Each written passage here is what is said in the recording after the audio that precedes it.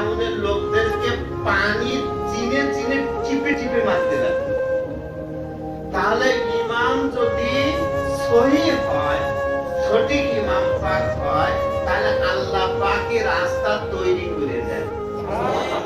আর যদি ভুল লোকের পিছনে থাকেন, বিরোধীদের লোকের পিছনে থাকেন, ফেরাউনের লোকদেরকে মানে কিংবা ইমাম পাকদেরকে যদি না মানে, তাহলে আপনাকে ওইখানে যে আপনাকে টিপে টিপে মারবে, চিনে চিনে মারবে। একই রাস্তাতে ঘটনা হচ্ছে যে এই হযরত ইমাম হাসান আলাইহিস সালাম তিনি যে নবী পাক সাল্লাল্লাহু আলাইহি সাল্লামের আওলাদ পাক, এই জিনিসটা তো কাউকে জানানো দরকার ছিল। আরবের লোকজন সর্বপ্রথম কারোর সাথে যুদ্ধ করতে গেলে কি করত? আমি যুদ্ধ করেছি, ওদিক থেকে একজন আসছে, তখন আগে তলোয়ার চালাতো না, জিজ্ঞেস করতো তোমার বাড়ি কোথায়, তুমি কোন বংশের লোক, তুমি কার কার সাথে যুদ্ধ করেছো? তখন উনি বলতো আমি তো এই প্রথম যুদ্ধ করতে এসেছি, আমি তো বংশ। তখন এদিক থেকে লোক বলতো যে তুমি আমার চাইতে ছোট জাতি, তোমার বিরুদ্ধে আমি যুদ্ধ করবো। আরবের লোকজন যাত্রার বিরুদ্ধে তলোয়ার তুলতো না, যুদ্ধ করতো না, আগে শুনে নিত যে তুমি কোন বংশের, তোমার সাথে দুশমনি আছে কিনা, তোমার সাথে শত্রুতা আছে কিনা, আগে শুনে বুঝে তারপরে দুশমনি করতো। তাহলে এইবার চিন্তা করেন যে নবী পাক সাল্লাল্লাহু আলাইহি সাল্লাম বলেছেন যে হাসানকে ভালোবাসবে সে আমাকে ভালোবাসবে, যে হাসানকে সাথে শত্রুতা করলো সে আমার সাথে শত্রুতা করলো। সেই মদিনার মসজিদে কি করে ইমাম হাসানের জানাজা উঠবে, লাশের উপরে দিয়ে লাশের উপরে কেন দিল? তাহলে চিন্তা করে কত শত্রুতা তৈরি হয়ে গেছে, কত শত্রুতা তৈরি হয়ে গেছে। তাহলে এখানে আর কেউ ছিল যে যারা রাসূল পাক সাল্লাল্লাহু আলাইহি সাল্লামের জবান পাক থেকে যারা হাদিস শুনেছে, তারা কেউ ছিল না। যদি শুনতো যে হাসান এবং হুসাইনকে যারা ভালোবাসবে তারাই জান্নাতে যাবে, তারাই নাজাত পাবে, তারাই মুক্তি পাবে, এরা আহলে বাইত পাক, এই কথা বারবার রাসূল পাক সাল্লাল্লাহু আলাইহি সাল্লাম বলেছেন। এই কথা প্রমাণ করার কিছু নেই। ইমাম হাসান হুসাইন আহলে বাইত পাক, এই কথা প্রমাণ করার কিছু নেই। এটা হুজুর নিজেই প্রমাণ করে দিয়েছেন, আল্লাহ পাক কোরআন শরীফে নিজেই প্রমাণ করে দিয়েছেন যে এরা আহলে বাইত পাক, এরাই খানদান পাক। এদেরকে হাত ধরে নিয়ে যে সবার সামনে প্রমাণ করে দিয়েছেন এরাই খানদান পাক, এরাই আহলে বাইত পাক। তারপরে কথা হচ্ছে এই যে কেন তাদের এই লাশের উপরে তীর মারা হচ্ছে, অর্থাৎ দুশমনিটা কত দূর চলে গিয়েছে, যত দূর গেলে একজনের লাশের উপরে তীর মারা। হযরত ইমাম হাসান আলাইহিস সালাম তিনি অত্যন্ত সাফি এবং অত্যন্ত তিনি ভদ্র, এবং ওনার কাছে আলো এবং ওনার কাছে তার দিক থেকে রোজ কিয়ামত পর্যন্ত ওনার বরাবর কেউ সঙ্গী হতে পারে।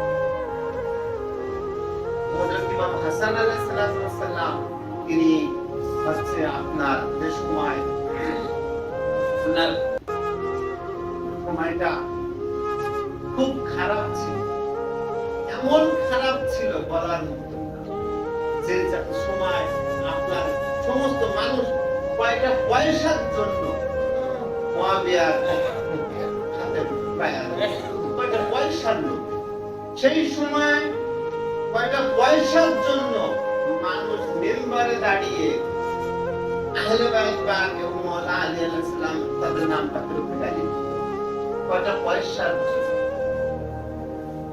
অল্প কিছু পয়সা দিয়ে এই হচ্ছে বেতন সিস্টেমে তাদেরকে রেখে দিতে, বেতন দিয়ে রেখে দিতে, তোমরা এইভাবে করবে, তোমাদেরকে এইভাবে টাকা পয়সা দিয়ে দিয়ে ভোট কেনা ওর সময় থেকে শুরু হয়ে গেছে।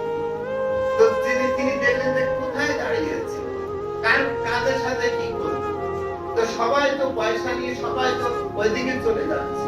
তখন তিনি চুপ হয়ে গেলেন, আর তিনি কিচ্ছু বললেন তখন এই মুয়াবিয়া ইয়াজিদের বাপ সে কি করলো, ষড়যন্ত্র করে হযরত ইমাম হাসান আলাইহিস সালামের ঘরে বিষ করছিল। বিষ নিয়ে গিয়েছিল তারই এক খুব কাছেরই একজন।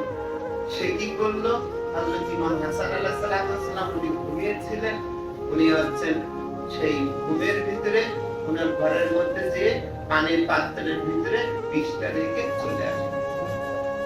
পানির পাত্রের লোকে বিষটা চলে আসার পরে তিনি স্বপ্নে দেখছিলেন যে হুজুর পাক সাল্লাল্লাহু আলাইহি ওয়াসাল্লাম তাকে বলছেন যে বেটা হাসান, তুমি তাড়াতাড়ি করে আমার কাছে চলে আসো। যখন তিনি এই কথা বললেন, সাথে সাথে তিনি উঠে তিনি ক্রন্দন করতে লাগলেন। ক্রন্দন করতে লাগলে তখন ওনার বোন পাশেই ছিলেন। পাশে থাকার পরে উনি খুব তাড়াতাড়ি এসে বললেন, ভাই কি হলো, আমার থেকে উঠে কান্নাকাটি শুরু করে দিয়েছেন। তো বললেন যে বোন, এই মাত্র আমি নানাজিকে দেখলাম, উনি হচ্ছেন আমাকে বলছেন যে তুমি তাড়াতাড়ি চলে আসো। তখন তিনি বললেন যে আমি কি করবেন, তো বললেন তুমি আমাকে একটু পানি পান করো। তখন তিনি ওইখান থেকে যখন পানি দিলেন, ওই গ্লাস থেকে পানি দিলেন, তখন তিনি পানি পান করলেন। পানি পান করার সাথে সাথে তিনি বুঝে ফেললেন যে পানিটা বিষাক্ত পানি, যেহেতু পানি। তখন তিনি বললেন যে বোনে তুমি কি পানি দিলে? তখন তিনি বললেন কেন, এটা পানির ভিতরে তো বিষ ছিল। তখন তিনি বললেন যে অমুককে দেখলাম আপনি এই ঘরে থেকে এই মাত্র বেরিয়েছেন, আপনি যখন ঘুমিয়েছিলেন তখন তো দেখলাম যে একটা আপনার ঘর থেকে ও বেরিয়ে যেতে, তাহলে ওই বিষটা দিয়েছে। তখন তিনি বললেন যে সে বিষ দিয়েছে আমার এই হচ্ছে। তখন তিনি বিষাক্ত, তখন ওনার বিষ শরীরে বিষক্রিয়া হয়ে গেল।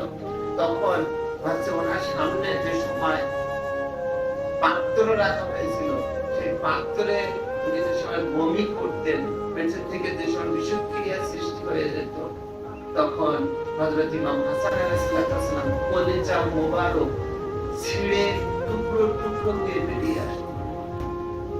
তাহলে কি কষ্টটা উনি পেয়েছে।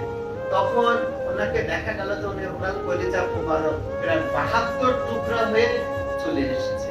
তো তখন হযরত ইমাম হাসান আলাইহিস সালাম বললেন যে তাড়াতাড়ি করে ইমাম হুসাইন আমার ছোট ভাইকে ডেকে দাও। তিনি তাকে ওর সাথে ওনাকে আলিঙ্গন করলেন। আলিঙ্গন করে বললেন যে ভাই হুসাইন, আমি এই দুনিয়া থেকে খুব শিগগিরই চলে যাব, কেননা আমাকে এই পরিস্থিতি হয়ে গেছে, আমাকে তো বিষ দিয়ে দিয়েছে, জেহের দিয়ে দিয়েছে। তুমি আমাকে হচ্ছে একটা বিষয় আমি তোমার সাথে কথা বলতে চাই, সেটা হচ্ছে এই যে কোনো অবস্থাতেই এই মদিনার মাটিতে যেন কোনো কিছু না হয়। তুমি যেন তোমাদের পক্ষ থেকে বা আমাদের পক্ষ থেকে যেন একটা তীরও যেন কোনো দিকে যেন না ছুটে। খুব ধৈর্য ধারণ করতে হবে তোমাকে, এই উপদেশ তিনি দিলেন। দেওয়ার পরে তিনি করলেন কি, বললেন যে বেটা কাসিমকে ডেকে দাও। তখন হযরত ইমাম হাসান আলাইহিস সালাম ওনার শাহাদাত পাক ওনাকে বুকের মধ্যে লাগালেন, সিনার মধ্যে লাগালেন, লাগিয়ে বললেন যে বেটা কাসিম, তুমি তো খুব ছোট আছো, তোমাকে একটা কথা